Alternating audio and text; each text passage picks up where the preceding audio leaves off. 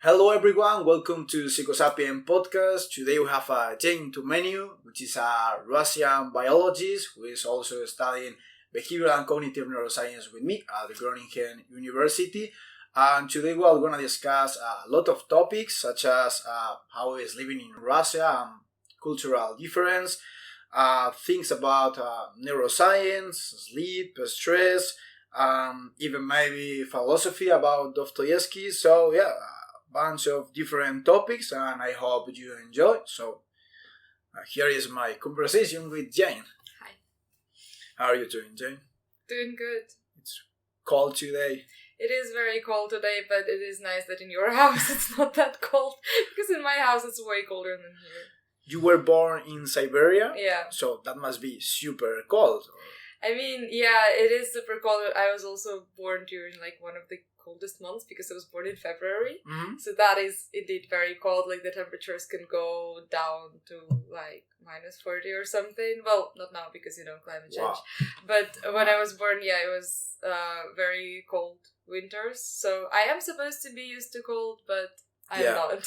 So this ability or stereotype that we think that Russian people has dealing with the cold is fake. It's fake. It's we know how to deal with cold. We're used to cold. In our head, it's not wow, it's so cold, I will not go outside. No, it's no, I will put 10,000 layers and then I will go outside. But we hate cold just as much. It's horrible. Okay. Yeah. I had a wrong idea about that. And also, I suppose that you combine with vodka. No? Vodka. No, that is a really... Well, actually, that's interesting because I always thought when I was back in Russia, I always thought it's such a big stereotype that all Russians drink vodka and stuff because we really don't drink that much vodka. Really, I mean, obviously they're alcoholics and then they drink a lot of vodka, but then in normal circumstances, if it's just a group of university students, it's not they will start their day with vodka, end their day with vodka, as is sometimes told, and then also in families, in my family, no one ever drinks vodka, not No? the and of the families of my friends as well, very little people actually have vodka at their house, we're usually, if we have any alcohol, that will be wine, most likely it will be wine and then maybe whiskey or something like that.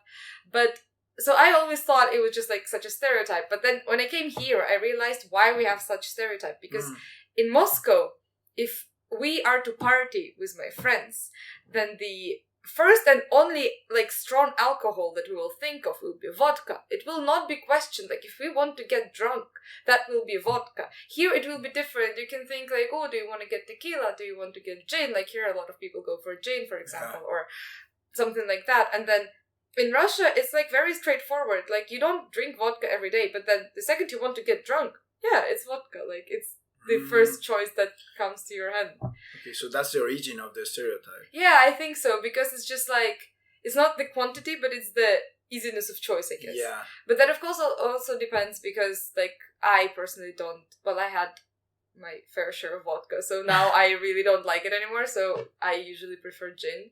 But yeah, as a general picture, that's the first drink of choice, whereas in other countries it's just not.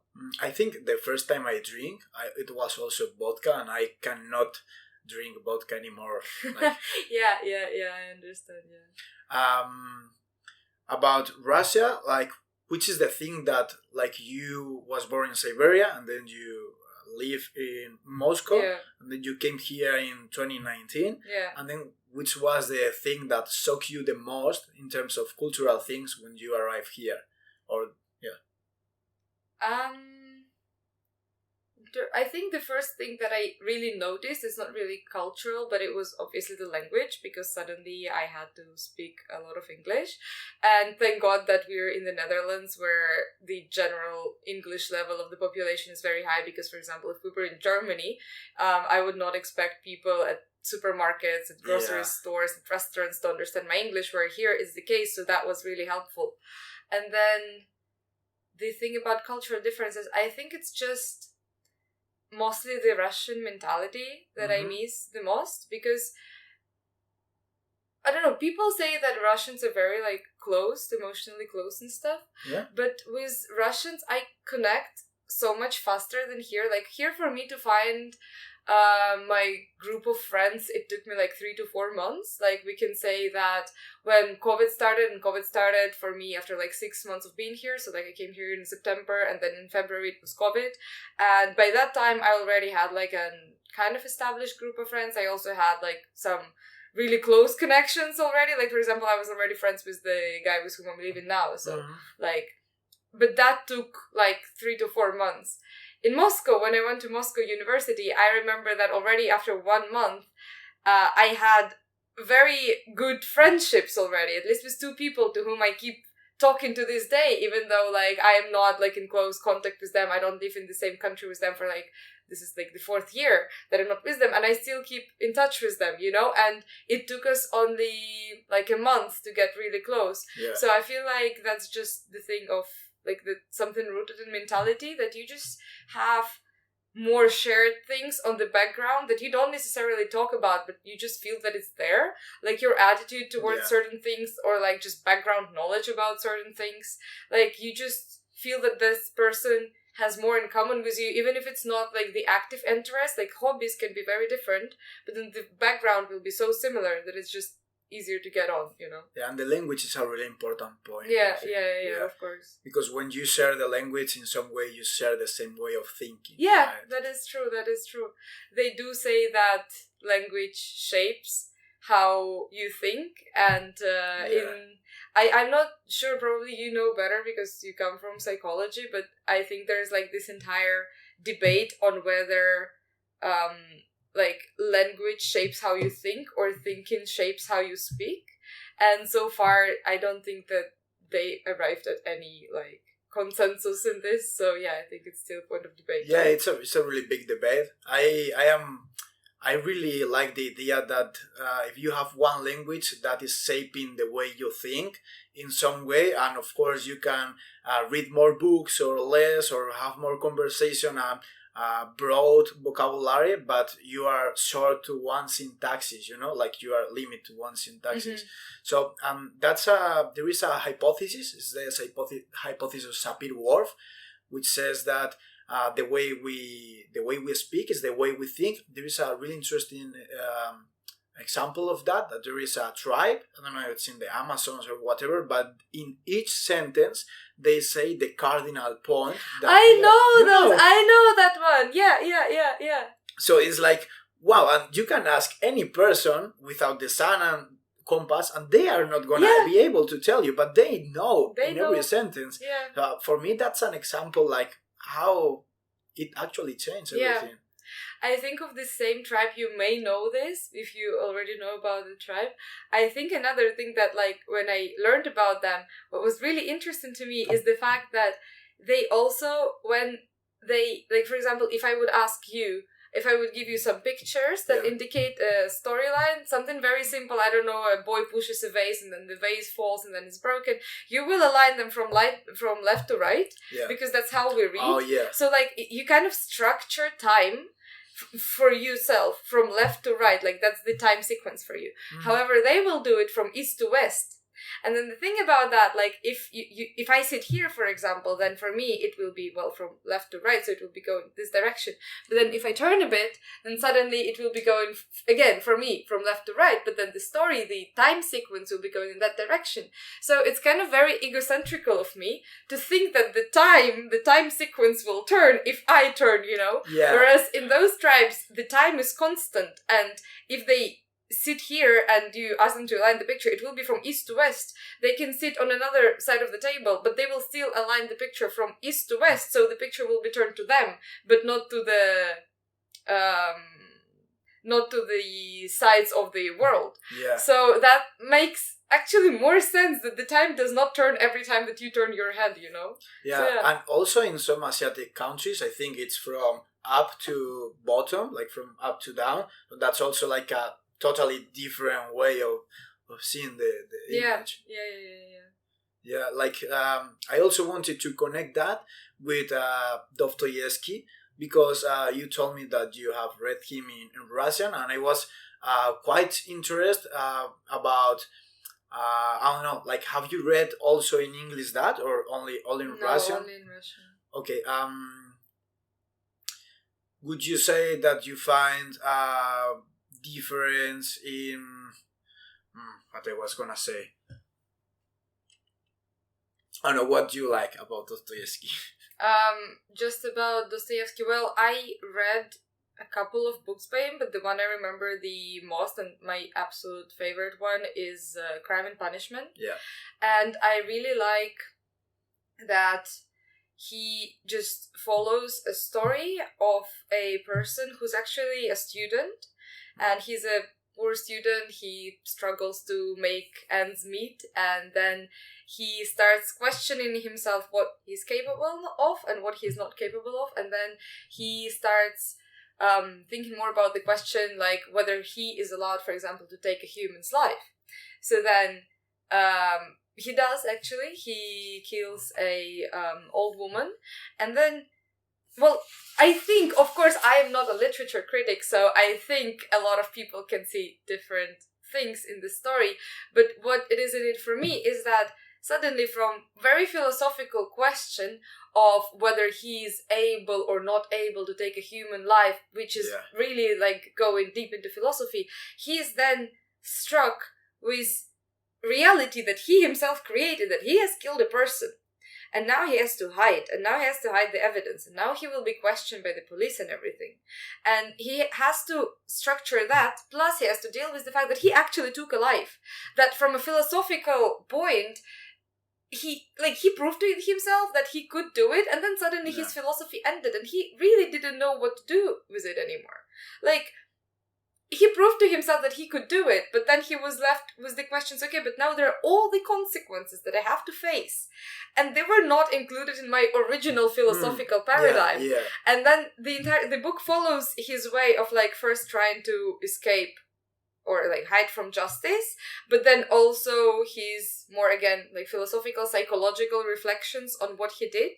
And he is really distressed because that's not a state that, well, basically, yes, you can take a life, but then you cannot easily deal with the consequences, not on like social level and not on psychological level either. Yeah. And for me, that was the very interesting thing of not only going into philosophy, okay, if this then that, if this then that, but also seeing how conflicted a person can be, even if they see first their path, like he was like, okay, I will just see if I can kill this person or not. And then when he does it, he sees so many other things that arose that he did not like think about in the beginning, and then it shows that it's really more like conflicted and complicated than the original question, however philosophical that original question was. Yeah, I think you can also extrapolate that to a lot of things in the life. Like maybe in one state, in one emotional state, you are able to do whatever thing, but then the things about the consequences, because we will talk about that later, but we have memories, and our memories are for predicting or interpreting the future. So that's really important. Yeah. In that part, I watched a couple of lectures of Dostoyevsky yesterday, and one part says that so many people think that Dostoyevsky is trying to tell that when God is dead, everything is allowed, but actually, from one philosopher perspective, he was trying to say that when God is alive, then everything is allowed. Because the God is the keeper of the freedom. What do you think about that? What does it tell you? Or do you agree? To be honest, I don't really know, because in the books of Dostoyevsky and also in Crime and Punishment, there is like a very big like plot line that is connected to God and religion and stuff. But that was not very interesting to me when I was reading it. So I mostly just saw it as a plot line, because there's like always, if a book is well written, then there is a factual plot line, like this happens and this happens and this happens, but then there is also some sense behind it, why did because it's not recital of somebody's life, so author actually wanted to include this part of the story, this part of the story, this part of the story. So they had to be important for something. But then you can choose either just to focus on the factual story or to go more into the like sense behind it. And I think like with that part of the story, I just focused on the factual parts, because I think I would really struggle to think a lot about like the God part of the story, because for me it was more interesting to see the character development like psychologically. And then the second we bring God into the story, then we can suddenly judge all of the actions by, well, I don't know, God wanted this, or God allowed this, or God forbade this, or God will forgive him for that. Because in the end of the book, it is very big implication that he wants to be forgiven by God. And I don't remember this for sure, but I think when he is in prison in the end of the book, that he's either reading the Bible or he's praying a lot. I really don't remember that part. But I think like Dostoyevsky really moved into the part that, well, he really became like a more religious person, or like he started looking for more answers in God presence. And I think that is the part of the book that I like the least, because I think that's somewhat an escape. If you were trying to figure your things out and then you couldn't, and then you're like, well, I will just turn to God and God will figure my things out. I don't see it like that. I don't think that at some point you will be like, well, life is too difficult, God, please help me. Like, I don't think that it works like that. So I would not say that I saw a lot of implications in this book in the terms of if God is dead, then everything is allowed, or if God is alive, then everything is allowed, because I think that the presence of God, if God exists, should not be affecting your life that much. Like, if you started something, you have to finish it yourself. You cannot say that, like, well, God allows this or God forgives me. Like, you just have to have more personal integrity. Like, if you wanted to do this, then you have to bear the consequences. And God really has very little role to play in this, I think. Okay. I was gonna ask you, like, if, like, in which sentence would you see yourself more recognized? Like, in God allows everything, or God forbidden everything, or neither of them?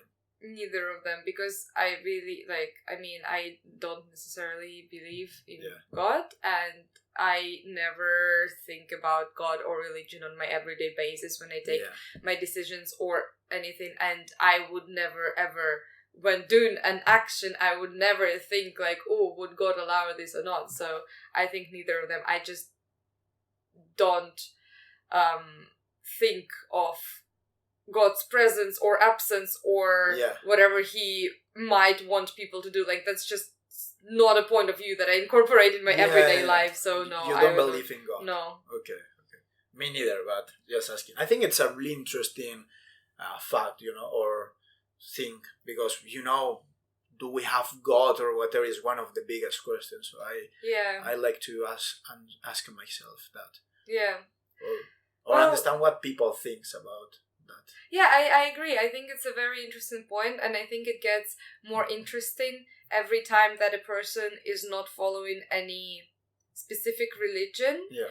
Because then you can see very little of the personality of that specific person in the question, because if they just say, well, yes, I follow this religion by the rules, then you can kind of see that, okay, they just took the point of view that somebody presented to them, and they were like, well, this sounds reasonable to me, this makes me feel happy in everyday life, so I will follow this. But I think what is more interesting is when there are people who believe that maybe there is some sort of like higher instance in the universe, but that's not necessarily God, as in that is not like one person that is just there and he decides if you were good throughout your life or bad throughout your life. Like, for example, a lot of people believe in like I always forget the English name,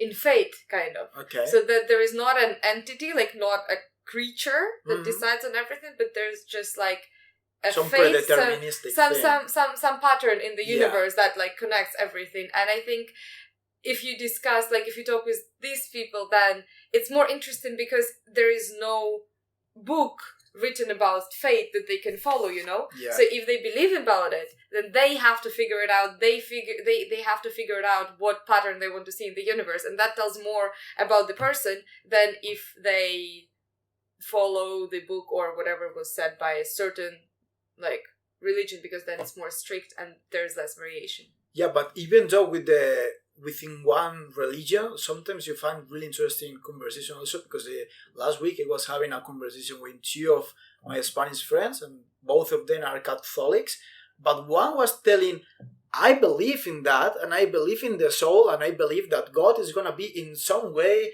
here for me in that term, and the other guy was like, no, not for me, and it was really interesting also. Yeah, I think I gave a very like oversimplified example where if a person is religious, they just like follow everything. Of course, that's not. It was a generalization. I understood, but that example came to my mind also. Yeah, no, I agree that even like within like how the people of one religion practice this religion, it is very interesting, I think. I wanted to follow like some kind of timeline that I make in my head with Dostoyevski. I don't know if that makes sense in the reality, but in my head it was really cool yesterday. Okay. So following this book of Crime and Punishment, I don't know if you remember, this was this great inquisitor, and Christ appeared in Sevilla and stuff. Sevilla? Christ? Like Jesus Christ. How is that related to Dostoyevski? Like, this was in Dostoyevski. Maybe not in the Crime and Punishment. No, this was in Brothers Kalbatov. In what? There is another book of Dostoyevski. Okay. But it doesn't matter. You don't need to. Have you read the book? No. Which book?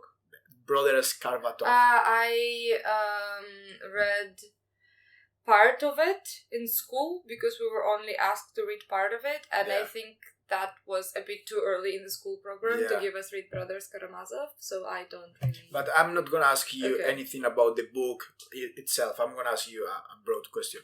So, in this book, I thought it was from the other book, but the thing, Christ, like Jesus Christ, appeared in Sevilla, okay? And then a lot of people are like, wow, Jesus, cool that you are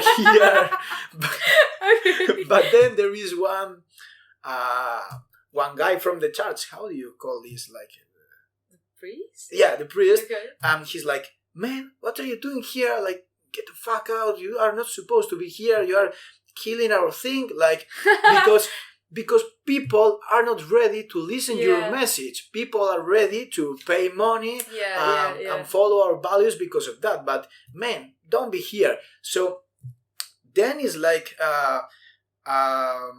the mass are not ready for listening the Jesus message, and Dostoyevsky assumed that the three temptations of Christ in the desert, and it's like freedom is alienated to money and power now, but not to the message of the God. So I wanted to ask you, what is power for you, and what roles play power in your life? Like, do you see it as an important thing, or power as in like power over people, or power as being high in the hierarchy, or being able to control people, to influence in their actions? Like, power, as we study in social psychology, is not like a big entity. Power is just the ability to influence people, you know? Yeah. Well, I guess power is not really an important motivator for me to do anything, because I am really not a person who wants to be like a leader or anything, and I would like... You don't want to be a leader? No, never. For real? No. But in some way you want? No. No? No. Okay.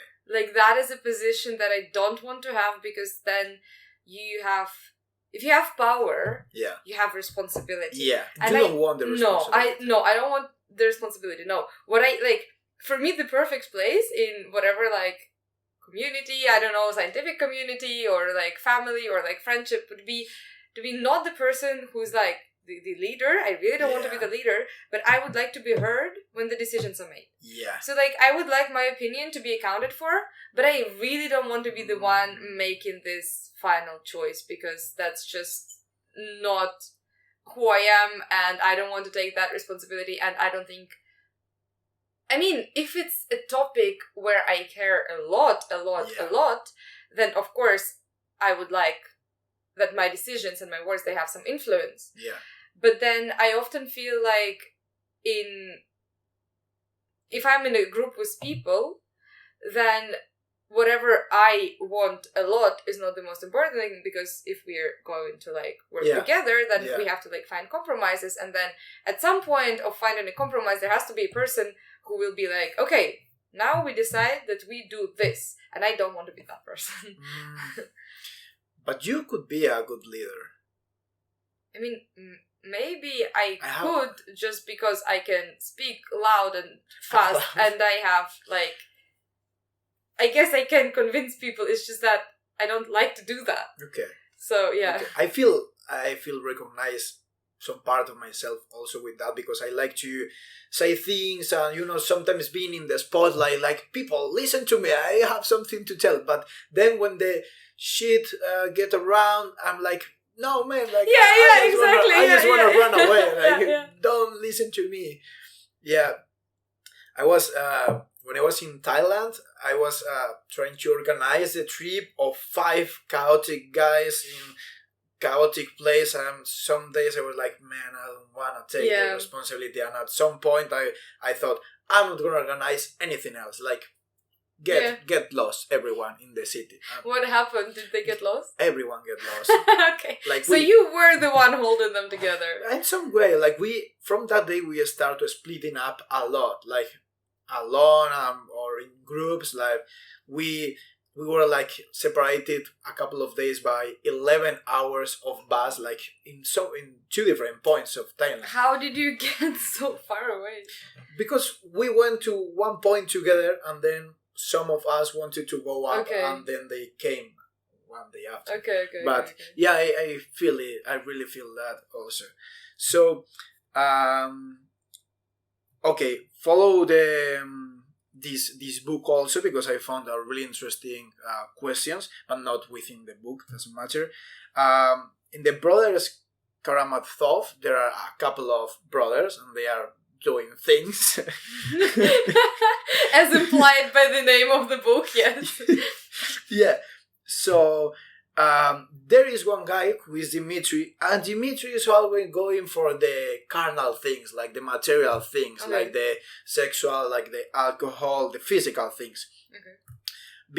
But at some point, because he was trying to avoid the suffering of life itself, because we are always facing suffering. Yeah, we are. So at some point, Dimitri get in touch with the suffering, and then Dimitri is kind of relieved. So how do you deal with your suffering in life? I think actually turning to material things is a good way of dealing with suffering, because basically, if it's not physical suffering, I mean, like, if you're not in poverty, if you're not freezing out in the street, then most suffering comes from thinking. And whenever you are alone with your thoughts, that is the time where, like, the darkest things can come out of your mind, and sometimes you just really don't want to be thinking those things. And then turning to materialistic side is actually quite a useful solution, and materialistic is often seen as something bad, but I don't think that it necessarily has to be, because something materialistic can be like, well, I don't know, today I just focus on my house entirely, I don't know, I do deep cleaning, and then I go and I also buy some new decorations for my house. Or you can be materialistic, like, as you mentioned, for example, in terms of like alcohol, for example. Yeah, you can decide, I want to go to a party with my friends, drink a lot of alcohol, so it's like basically you keep yourself occupied to the point that you don't allow a single free thought in your head. And I don't think that's the best way to live your entire life, but in certain moments, if like just thinking and just being alone with your thoughts gets too much, I think that's a very good way out. Do you think that avoiding that suffering in some way solve the suffering when you deal with it later, or it's just avoiding then you open it and it's in the same level? Well, I guess that really depends on the source of the suffering, because sometimes your source of suffering comes within you. For example, let's say you procrastinate a lot your work or your studies, and then you can avoid that suffering, but then it will not get solved because the work has to be done. But then there are other things that can come from like some external forces. Like, for example, during COVID, it was like a difficult time for many people. It certainly was for me. And then there really was nothing that I could do because, for example, it was really difficult for me to travel back home because of all the regulations, all of the closed borders and everything. And I just constantly kept stressing myself out by thinking, what if I cannot, when I was studying, I was fine being here, but I was also thinking like, what if I really want to go back home and I can't? And I just kept thinking about it, and that was really stressing me out. And then I think in that situations, it is better if you can distract yourself, because there was nothing I could do at that point, right? Like there was no active action that I could take to solve the underlying issue. So then instead of suffering, if I could just focus on something else, if I could just like distract myself and just let the time pass, let the scientists to find the vaccine, the government to sort their things out and give some other regulations or something. Like nothing was dependent on me. So I think like avoiding this stress that you cannot regulate, I think that's a good way of dealing with things. Yeah. Another way that another brother deal with this suffering is going into the deep, into understanding things, into the knowledge, into I'm gonna look for the solution, but at some point it just lead to the death. We're gonna die. That's another point where I love Dostoyevski. He's so fucking depressive. Do you find some part of the solution to this suffering in the knowledge? I think that really, on a very abstract level of this question, I don't think I can give an answer because, again, that really depends on the type of suffering. But suffering in life in general. But then again, knowledge about what? Because I don't think that if you're suffering on somewhat more levels depending on your conditions. Like, let's say you don't have enough money to live the life that you want to lead, or let's say you are really disconnected from your family, either just by distance or because you had a huge fight with them, and that is also a sort of your suffering every day because you want to be more connected with them. Then I don't think that the knowledge about universe will help you because those are two very different things.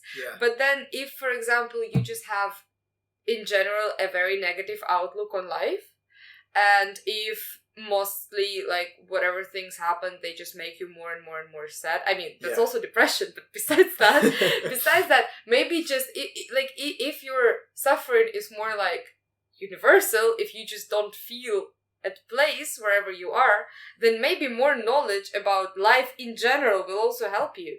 Because if you know more things, then you can suddenly find a thing that doesn't make you sad, a thing that actually gives you some sense of meaning of life, because not everybody needs to have a sense of meaning, but for the people who suffer all the time, maybe that is very helpful. So maybe they should go discover more knowledge, and it can be external knowledge of just learning things about, I don't know, philosophy or universe or I don't know, quantum physics, whatever, or just go in more in self-reflecting, and then you have more knowledge about yourself, and that can also help you. But I really think that depends on the source of suffering that you have.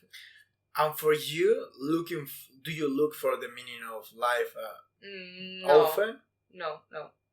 Because I think I focus more on just enjoying whatever I do. Not in the moment, because you do have to plan for some time ahead. So I'm just trying to focus on enjoying whatever I'm doing for a period of time. And then if I'm having good time, that's enough for me. I don't need my life to have a higher meaning. And as long as I am happy, and as long as I am sure that the people who I care about are also happy, then that's fine for me. But you are going quite high for that. Neuroscientists, biologists, in terms of, I think maybe it's more not the meaning, but maybe for the living goals, that you have higher goals and you want to go up, but I'm not, then looks like more than just being happy, I don't think so, because Okay. I'm not doing neuroscience because I want to get a Nobel Prize in neuroscience. I don't have an end goal. If I had an end goal, like for example getting like a lot of money, for example, then I would not go into research field. That's not where you go into research field. Then I would search for something more applied, and then I would go and work for a company that also has something to do with neuroscience, but it is a very like specific, straightforward thing. We do this, and this, and then like all of the workers, they have good time together. They also earn a lot. They can allow for good living. That's the end point, and I don't have an end goal in whatever I'm doing. I do neuroscience because I really enjoy neuroscience. I went into the research master because I really enjoy doing research, and to be honest, in science I don't see any other point. If I was doing science with an end goal, I think I would be bored, because then I would see it as a kind of set of tools that I have to acquire to then go and apply them, and that for me is not like the optimal thing. I do neuroscience because I am truly and genuinely interested in how the brain works, and by how it works correctly or incorrectly, how it functions or malfunctions, how we can manipulate that. And for me that is so interesting that I just want to stay in the field that gives me the answers. And I feel like maybe we can even say that my outlook on like science is even egoistic a bit, because I don't do neuroscience to help solve the problem of, I don't know, Alzheimer's and help the people, or I don't know, find out some methods to deal with, I don't know, stress and help people. No, I do it because I want to know the answers, or rather I want to be in the process of searching the answers, because I also don't think that we will find, like, neuroscience is so complicated that you cannot go with the end goal of, like, getting the answers. You have to enjoy the process, and that's what I'm doing. So, yeah, I wouldn't say that I do it for, like, goal or meaning of life. No, I just really enjoy what I'm doing. I also include this process as the meaning, but now I completely understand your point. One thing that you love from neuroscience is memories, and I think it's a really interesting thing because, we are our memories. Like, I am saying that because I memorize this and because I memorize the language. Memories.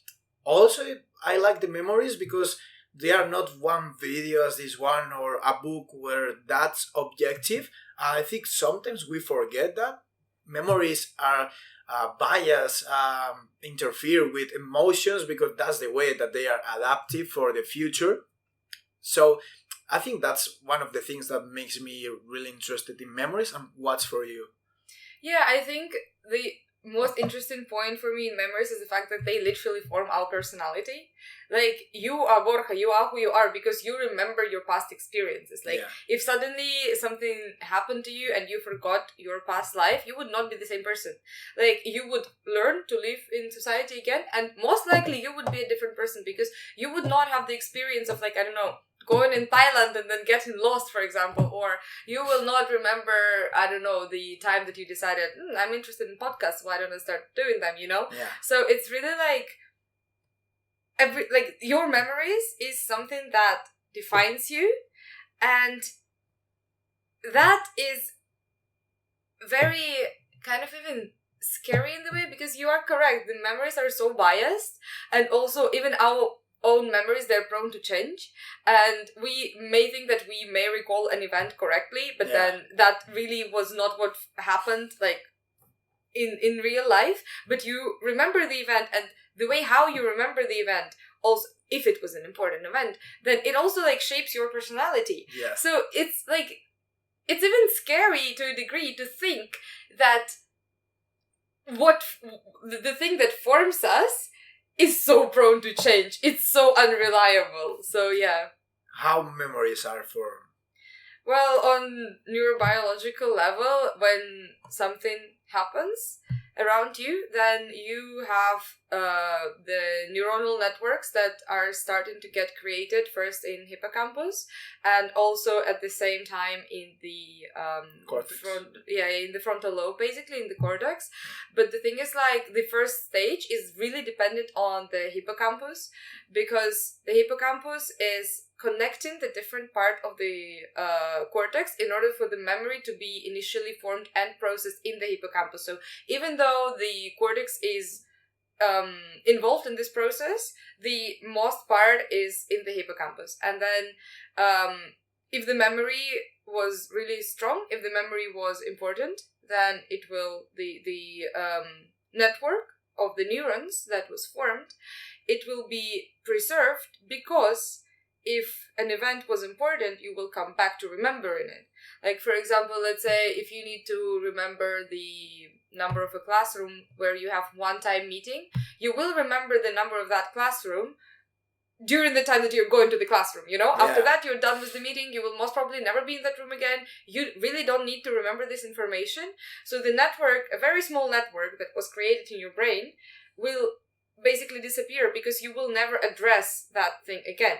However, for example, if you meet a new person and you know that, for example, you're going to be studying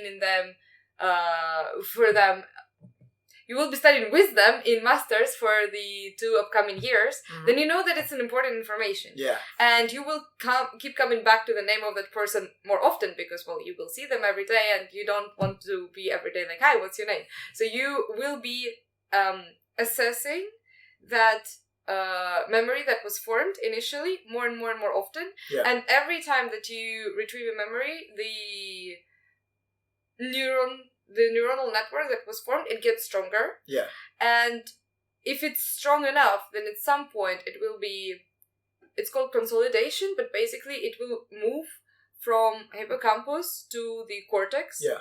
And then the memory will become a long-term memory, and it will basically stay with you independent of the hippocampus anymore.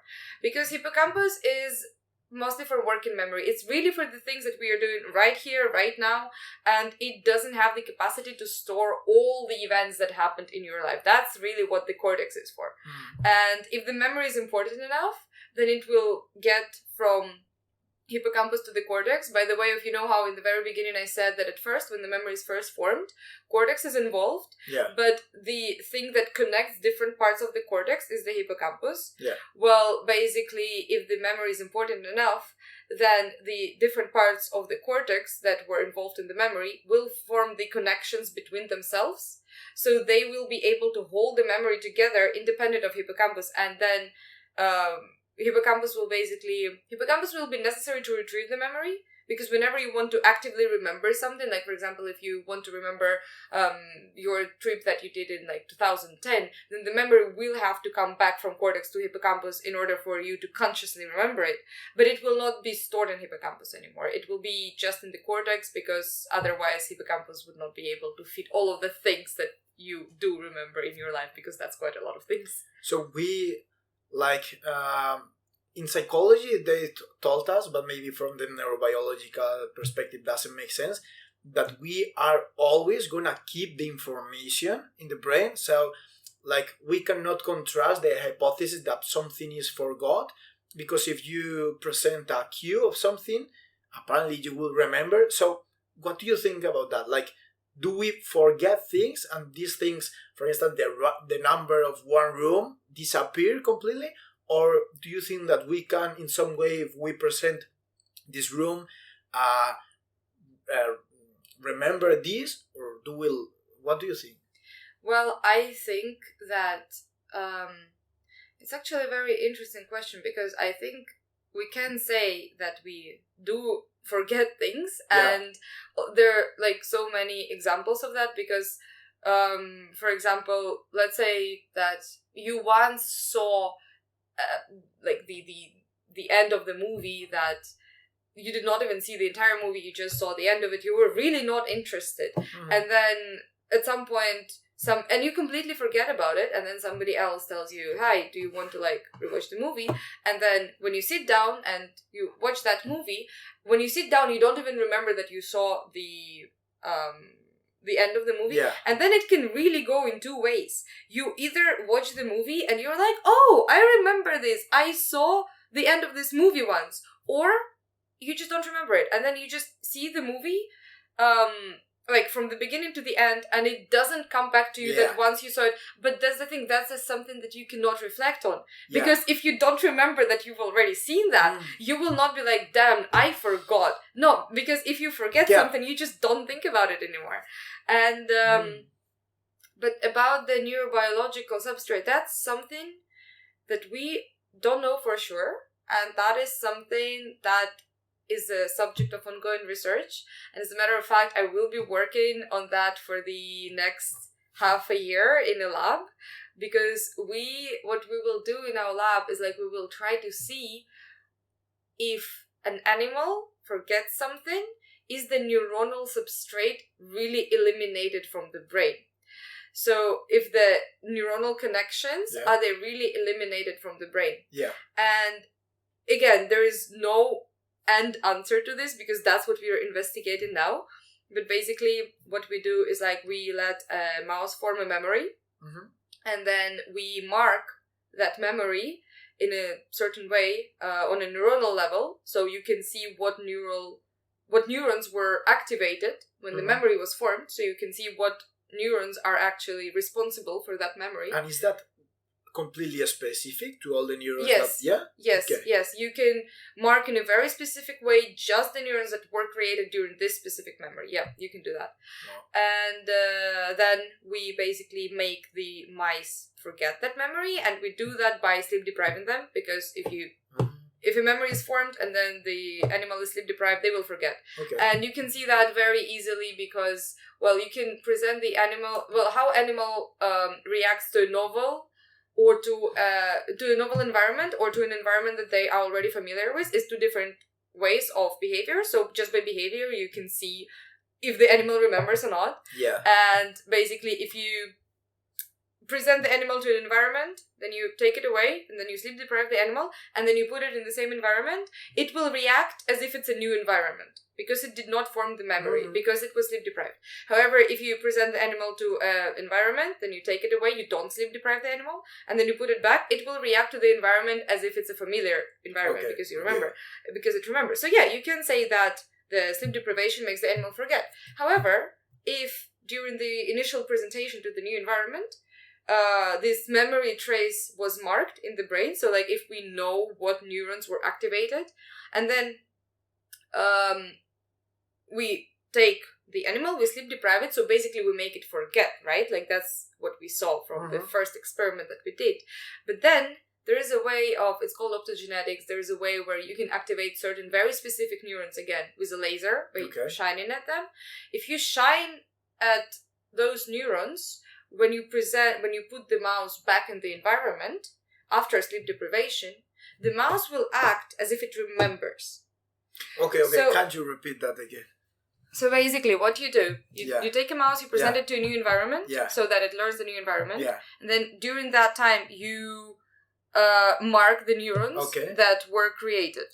So you basically mark what the neurons that contain, let's say, contain the memory. Yeah. And then you take mouse away, you sleep deprive the mouse, so it has to forget, because that's what the previous research indicates. Like if the animal is sleep deprived, it forgets.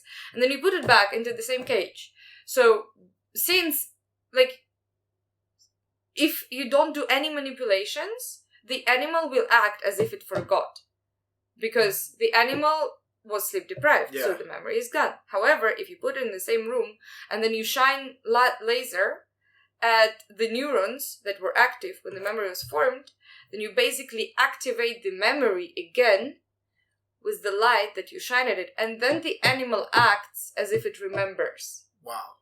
So just by shining light at these specific neurons, you make the animal remember something that it had to forget because it was sleep deprived. So, but then suddenly it remembers. And that means that the neuronal substrate, the neuronal connections, are not eliminated from the brain. Even in the case that the animal was sleep deprived and it was supposed to forget, it forgets, but the memory trace stays in the brain. And the memory trace can be activated if you shine light on it. So coming back to your question of like whether we forget information or no, I think this is a piece of evidence that shows that we can forget, but the neural link will stay there. However, another question is like, for how long does it stay there? Because this experiment is carried out on a matter of time scale of like days. Yeah. So maybe the neural substrate stays there for like 3 days, but then it disappears. And then if you shine light in the brain at like, I don't know, a week later, nothing will happen because the neural substrate is not there. So we really don't know. But this small piece of evidence indicates that at least for a couple of days, the neuronal connection stays in your brain, even if you consciously do not remember. So you said that after 1 week, if you sign these neurons, they wouldn't be there. I don't know. I'm not saying that because there were we don't, like, either there were no experiments or I don't know about them. So I'm just saying that we only know for that on a time scale of like 2 or 3 days. And beyond that, I don't know. Maybe the network is still there. Maybe it's not. So we don't know that. And what do you think that the difference between forgetting in the sleep deprivation is realistic compared to forgetting in daily life for a mice? I'm saying that because imagine the mice forget something while he is sleep deprived and he doesn't remember the path in this place.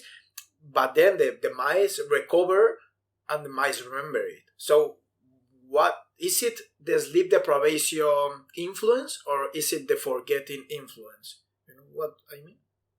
What do you mean sleep deprivation and forgetting influence? Like, does the mice forget because he's sleep deprived and just because of that and then the next day he will remember, or the mice will forget that also in the real life? Like, well, I think that like is the sleep deprivation condition really mimicking the forgetting process? Well, the sleep deprivation is not mimicking the forgetting process, it's causing the forgetting process. But because during causing in a realistic way, I mean. Well, I guess so, because if you miss on sleep, then you will not form the memories, you will not consolidate the memories as well if you were well rested. So that makes you forget. The only thing is that if, as we saw from the previous experiments, the neural substrate is still there. So for example, if you then have a recovery sleep, this memory can be consolidated better because it was not immediately eliminated from the brain. It was just not stored. It was not deleted from the brain, but it was stored incorrectly. So on the day after sleep deprivation, you cannot really go back to that memory because it is stored incorrectly. But if you sleep more on the following night, or you sleep deeper, then the memory will be stored correctly. And then the day after the recovery sleep, you will be able to remember because you used this night to store the memory correctly. Like you basically corrected the way that the file was stored in your like brain computer, you know, and then suddenly the file is accessible again. But the sleep deprivation is causing us to forget, yes. Now I see all clear. And actually, if you think about that, like for people without a neuroscience background, like that's crazy, the thing that if you don't sleep, you don't form the memory, because I mean we sleep 1/3 of our life and people are skipping sleep. I was also doing, but now I'm trying not to because of timing of behavior. But those courses in biology really shape your behavior, right? For me it was the same. I also started to get I also now try to get normal hours of sleep just because of that. I'm like, no, I'm gonna get 8 hours of sleep. Me too. Same. I'm gonna do it, you know. You realize how actually this knowledge really shape your life. Yeah, I agree. About the sleeping, the sleep, I know you also love the sleep topic. Why do you love that much this topic? I guess because sleep is a condition that is very undiscovered. We really don't know what exactly is going on when we sleep. Why do we sleep? Why do we sleep? Like we have several indications that sleep is important because basically, for example, if you deprive somebody of sleep, they will die. So sleep is naturally important, and then you can also see like a very fast cognitive decline if somebody is sleep deprived, and that's like in a lot of animals, like not only mice or rats, it's like in a lot of animals, and that's in humans as well. And also literally every organism with a brain has some sort of sleep, so we can say that sleep is crucial for the brain to function. Yeah. So we have all of the evidence that sleep is necessary, but it is really difficult to collect evidence on why it is necessary. So yeah, it is. That I think that's why I am interested in it, because it's just very much undiscovered, but it is also something that everybody has, and that's like a very big contrast, because for example, there are some neurodegenerative diseases, for example, that are very rare, and therefore they're undiscovered because, well, if almost nobody has them, then it is kind of very difficult to study them. But then sleep, we all sleep, and as you said, we sleep 1/3 of our lives. Yeah. So 1/3 of our lives, we do a process that was apparently very necessary, but we don't know why, and that's what's interesting for me. What's in terms of all the things that does sleep, like change, avoid this cognitive decline or reinforce the neurons, whatever. Which is the thing that you are most interested in? Like, if you would be able to choose one topic and research that, which one would you choose? Related to sleep. Yeah, related to sleep. Like, whatever thing you want related to sleep. Maybe chronobiology, maybe body temperature, I don't know. Yeah, that's a very difficult question because everything is interesting to me. But, well, what I ideally would like to study is the presence of dreams and why we dream and how the dream is formed. But that is unrealistically difficult to study. Why we dream? We don't know. We don't know why we dream. Because, well, there are some hypotheses that, like, during sleep there's a reactivation of certain neurons. Yeah. And then we basically can dream of the content that is in those neurons that are reactivated. That's, again, for example, for the memories, that if something like very emotional happened during the day or during the past few days, then the memory can come back in the sleep. But that's such a little part of what we dream of, because, like, events from our life come back in our dreams, but that's like a very small part of what else can occur in our dreams. And that is very interesting for me, but it is very difficult to study, basically. Because dreams are so subjective that you cannot follow like a standardized protocol of studying them, and also because we cannot do that in animal models, because we cannot ask a rat, "Hi, what did you dream of?" So that is interesting, but that is really difficult to study. So I think what is like more realistic to study and what I am interested in is sleep and memories. Have you heard about this hypothesis that you don't dream a content, but you have certain flashback and lights, and then you take these patterns and you build a dream? Do you believe in that? I never heard this before, and I don't really know how that would translate to physiological changes in the brain. So it's more like, instead of just as you are visualizing things and watching things, it's like the dream is kind of the same. Like, let's say this, you take the content from the week and then you remember everything and you live that again. And the other hypothesis would say, like, you are not actually dreaming, you have just lights and pattern and flashbacks, like some pictures, and then you take them and you build a story. Well, I really don't know, because for me it's difficult to disentangle any hypothesis from the physiological changes. Like, whenever I hear something like that, I try to think of like physiological changes that would underlie this or that effect. And I think that both hypotheses could be valid, because you can indeed, like, for example, if you have some kind of like thinking process during your sleep, then you can form a consistent story, and then you see that story. But then also, if you see like just some flashes of the events that happened, then it would be a very natural thing for the brain to try to make sense of it, because that's essentially what our brains do. They try to make sense of absolutely everything. So if we only saw like some flashes of some images, the brain could try to make sense of that. So I think both of the hypotheses are valid. And also, like, just thinking of like my own dreams, I can say that I could potentially like argue both hypotheses, because sometimes it's really like a very like structured, well laid out story. Yeah. So I would say, okay, then I had the whole process and I just saw it. But then sometimes the dreams can be so weird, and everybody knows that, that I don't know, even if there's like, for example, a storyline in the dream, suddenly there is an element that is just not fitting completely. When you wake up in the morning, you're like, why? Why was that element in the story? So that I think would go well with the hypothesis of just like seeing flashes, and then suddenly if there is like some flashback to whatever happened in the week that the brain cannot incorporate in the story, the brain just leaves it there. Then you wake up and you're like, what just happened? So yeah, I think I cannot like support any of these hypotheses because they both seem very likely to me. Okay. In terms of improving sleep, if you need to give a couple of advice to the people, to the audience, which advice would you tell them to improve their sleep? To improve the sleep? Well, I think, well, besides the very obvious that you should sleep enough hours, because otherwise it's really bad for your brain, and that can also be dangerous for like other people. Like if you're sleep deprived and then you drive a car and then you get into an accident and then you kill somebody, that's not optimal, and you could have avoided that by just sleeping.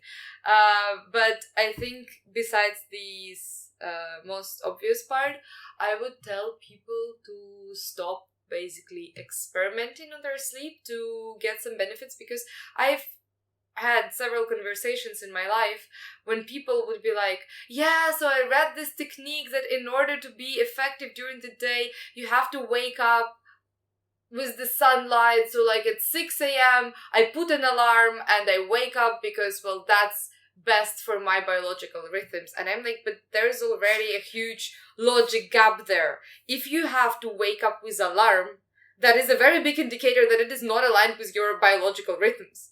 Because if it was, you would not need an alarm. Because if your brain has had enough sleep, it will basically wake you up.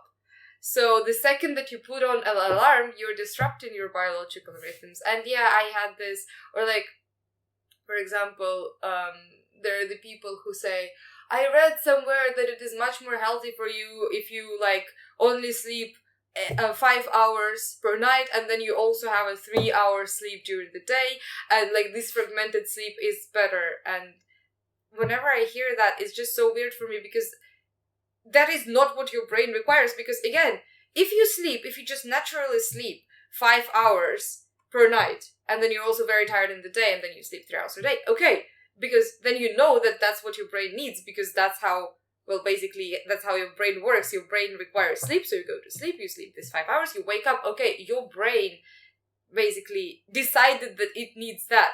However, the second that you start making artificial schedules for yourself, or setting alarms, or doing basically anything with your sleep that doesn't come naturally, then it just signifies that you're going against your biology. So, I mean, if you want to be effective, in the terms of like, well, if I wake up at 5 a.m., then I have so much more time during the day and I am more effective in the number of things that I'm doing. Like, if that's your point, okay, sure. But if you do this with the premise that I want to follow my biology, then you should stop doing that. Because the second you wake up yourself with an alarm, it is an indicator that you're not following your biology. So yeah. I think they are quite good advice. I would add to that, like having 10 minutes, 15 minutes of daylight during the morning, so you advance your clock, because we are late chronotypes, and let's say you want to sleep later every day. With that, I feel like I wake up and I look at the sky like this, like for 10 minutes, and that helps me a lot. I like that advice. Yeah.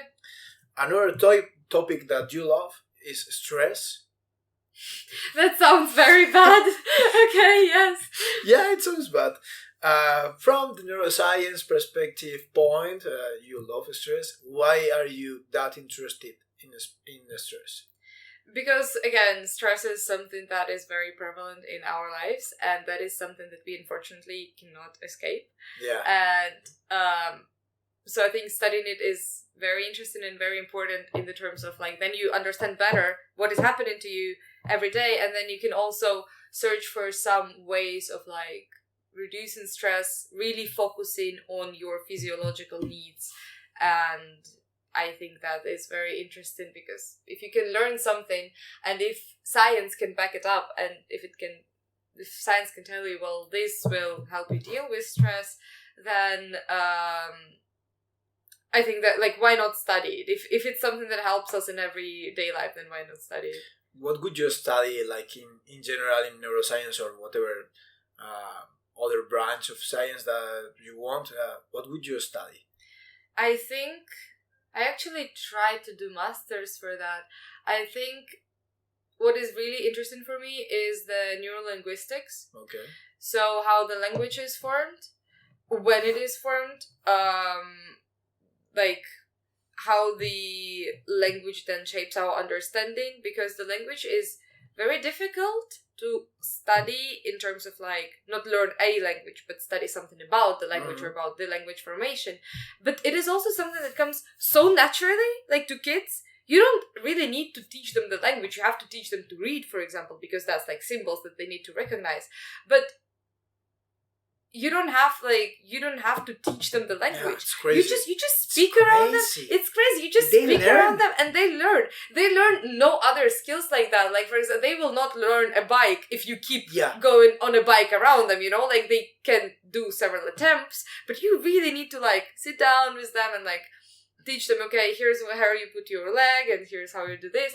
If you cook around your kid, right, they will not suddenly know how to cook. Yeah. You really need to teach them. If you practice some difficult sport around them, they will not just pick it up. But if you just speak a language around them, they will start speaking the language. And it's crazy. So I tried to get into neurolinguistics masters, but it did not work out because for some reason, a lot of them require a background in psychology, and the background in biology is not enough to get into that masters, which was really surprising to me. It doesn't make sense. Yeah, So I think I would really study something like related to language. I had a course of psychology of language. It was really interesting because, like studying that was pretty boring because the professor was really boring. But then it's like, wow, I'm studying the way I'm thinking. I'm studying... I mean, we communicate with language. Like, humans are nothing without language. Language is one of the most important things because without language there is no cooperation, and without cooperation there is no humanity. So I'm also really interested in language, and I was thinking about the kids learning.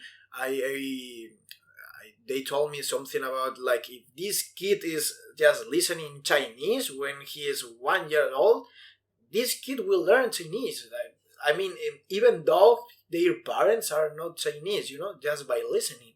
That's crazy also. Yeah, that's true. That's what happens, I think, in the places where, for example, the parents, they move to another country where their child is very young, and then the child starts going to like the kindergarten, to school and everything, and they start picking up the language from the environment. I mean, they will be, of course, bilingual because they will also learn the language of their parents, but they will still get the language from the environment that is not even like that often around them, because like you spend more time with your parents than you spend in the kindergarten, but still they will learn. And I think it's great. Like whatever language you're exposed to as a kid, you will learn it like to better words, but you will learn it. Yeah. So could you try to switch in the next year in the study abroad or the major project to something more related with neurolinguistics?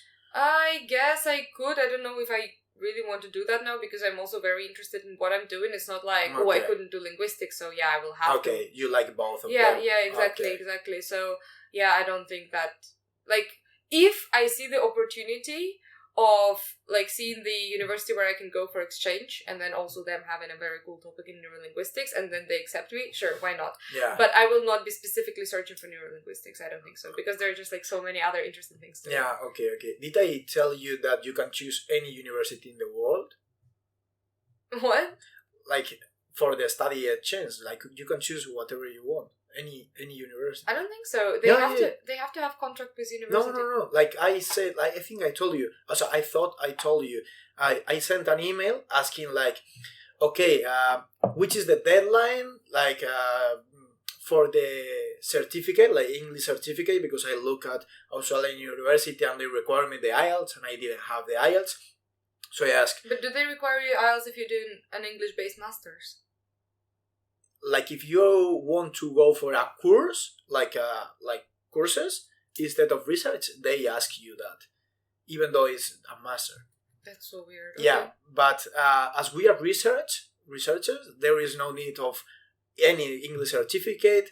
There is no deadline. The only deadline is 8 weeks before going, which is like nothing. And the other thing, like I asked, okay, this is the list, I can choose whatever, and they told me, you can go whatever you want in any place. You just need to contact by yourself with the other university, and then you need to ask your supervisor if that's okay. But you can go to any place. That's really cool. I was like, wow. Yeah, I thought there was like a list of universities that form collaborations with our university, and then you can choose. But yeah, no, I didn't know that. That really complicates my life, because I thought I would be limited, but at least the choice of my university, but no. Yeah, I thought too, but now the possibilities are endless, you know? Like you can go to Tanzania or... Yeah, I don't think I'm going to Tanzania, but yeah. Now that I'm telling you that, do you have any idea of one hypothetical or idyllical place to go to study something? Or well, I think for my like exchange semester, I was really not focusing on looking for like cool studies, because I'm already in a very strong university. That's right. So I was just like thinking more that like my exchange year, I will really take that to improve my Spanish. So I thought of going to any Spanish speaking country, and I don't know, I was thinking of Spain. Basically what I do now, right, is like when I read articles for whatever task that I need to do in university, I just see the last names of the people who wrote the article, and then suddenly if I see that all of them are Spanish, I'm like, okay, like where, like what university published this research. Yeah. And then sometimes I go to the university and then their website is just absolutely dead. They have like one research group that was doing something like way back, and like that's where the article is from, you know, and I'm like, yeah, maybe I don't consider this university so viable. But then for example, the other day I found some university in, I don't remember where, but it was like in one of the autonomous community in Spain. Okay, Madrid or Barcelona? No, I think it was, let's see, I think it was Seville or something. Okay. No, Valencia. Okay. And and they had quite a cool website that told me about different research groups that they have, and they do a lot about memory, addiction, and some more neuroscience related topics that are also not focused only in one topic, but they have like several departments. Yeah. And I thought that was quite interesting. And then like I also looked them in the like the ratings of university, and it wasn't like very high, but again, I don't know, like I'm not looking for a very high university, because I'm not looking for a university to do my PhD, and it's just like an exchange semester, you know? Yeah. So I mean, I'm not saying that I'm going to that university, but that's kind of my process. Like, if I see a university now that is in Spanish-speaking country and they publish cool research and they have, like, their website doesn't look absolutely dead, then I just, like, kind of noted for myself that maybe when I start choosing, like, where to go for my exchange semester, I will maybe check out those universities, Okay. If you are interested in anything from the Complutense University, because I was studying there, you can contact me and I will contact you or present you. Okay, or cool. Also the lab where I was working on, I don't know if you are interested, they were studying Alzheimer with artificial intelligence, like setting EEGs. Yeah, that's pretty cool. Maybe I check out what other topics they have, because I don't know, Alzheimer's, this is not very interested, but if they have like neuroscience research, I might look into that. I will contact you with whatever. Or also I had a really interesting professor who studied addictions, but maybe it's more psychological branch, but I think anyway you can work with them. Yeah. Or Yeah. because, people want the neuroscience guys. That's a good thing of our profession. Yeah. Yeah. Yeah, that's cool.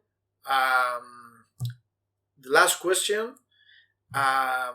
In terms of future, where do you see yourself, or you haven't thought about that yet? Like, I don't know, research or teaching, or like in short future, like 5 years or something.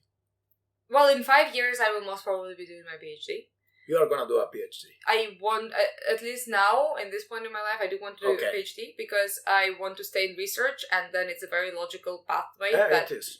It's really logical. Yeah, that you do PhD, yeah. And that, and also because I really like teaching, and I like, I don't know, like explaining topics related to neuroscience, whatever, like I find interesting. I also like kind of like positioning me in the place of a person who doesn't know it that well. And like for me, it's very interesting trying to look for metaphors or examples that will be really like, that will provide a really good explanation. So I really enjoy doing that. So yeah, I also thought of teaching, but like not on school level, but like on university level.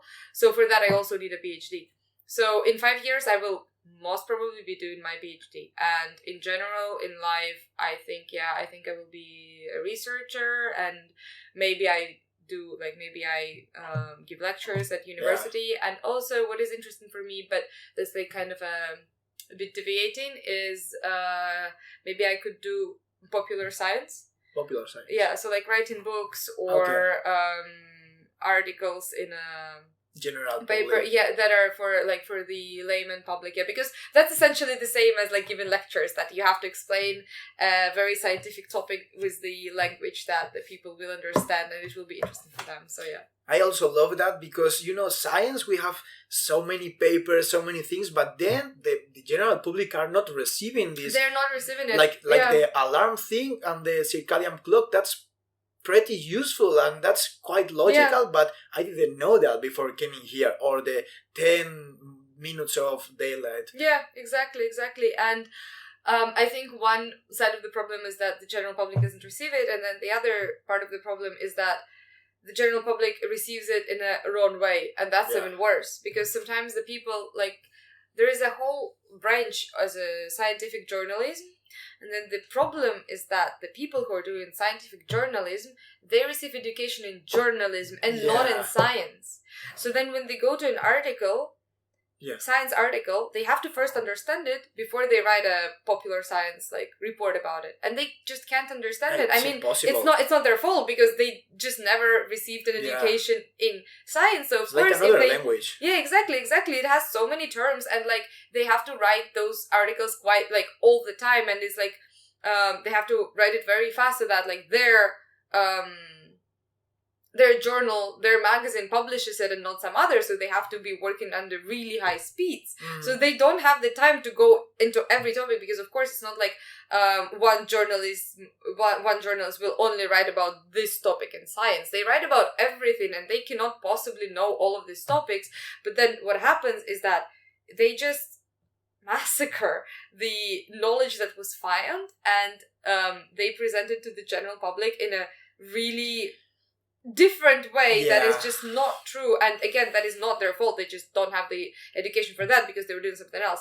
But I think this issue has to be addressed on like more like higher level, that for example they start receiving some courses in science while doing journalism, or that for example the one scientific journalist really just has to work with one topic of science, and then they have time to do a bit of background research so they understand better the things that they're writing about, because otherwise it's just I completely agree with you. For the PhD, where would you go, or do you want to stay in the Netherlands, or no clue where you're going? I really don't know. Like I have several. The thing is, like academic mobility is important, so it is better for your academic career if you change places, and ideally every stage of your education you take in some new place. For me already, bachelor and masters is in the same university, And of course, that's not like detrimental, but it's also not optimal. So I think for PhD, I would like to go somewhere else. Okay. Also, another thing why I kind of don't want to do PhD in Groningen specifically is because although I really love the university and the lab that I'm working with right now, Groningen is just like such a student city. And then I just feel like I'm living like the student life here, and that's perfect. Like I really enjoy the student life for my student years. I'm not sure that for PhD, I want to have the same environment. Like I feel like PhD is another step, and I would like to be in another environment for that. But then another factor that I have to consider is that if I stay, basically when I finish my master's, I will have lived 5 years in the Netherlands. Okay. And then if I study Dutch, then I can get a Dutch resident, like long-term residence, not the study visa that I have now, but yeah. So that is also a factor to consider. So maybe I don't go out of the Netherlands, but I change the city. Okay. But then I'm really repulsed by the idea that just for the sake of some paper, I will limit myself in travel, because I really, really, really value discovering the world and different countries and traveling. And I will just see, because right now I'm like, if I find a really cool place in the Netherlands, then I will stay and I will get the visa. But if I find some really cool place somewhere else, I will not stay just for the visa. Like, that's not something that I would do. I think that's a good balance for the decision. Okay, I wanted to say thank you for coming here for the conversation. Thank you. It was very interesting. I really enjoyed it. And I wanted to let you the microphone to say any reflection, or just to say goodbye, thank you, or thanks for listening, or one advice for sleep, or whatever you want. So thank you very much for listening. Thanks, Jane, for coming here. So it's all yours. Yeah, well, thank you for listening, and I hope this was interesting for you. And yeah, just don't set up the alarms that you don't want them to be at if you don't necessarily have to.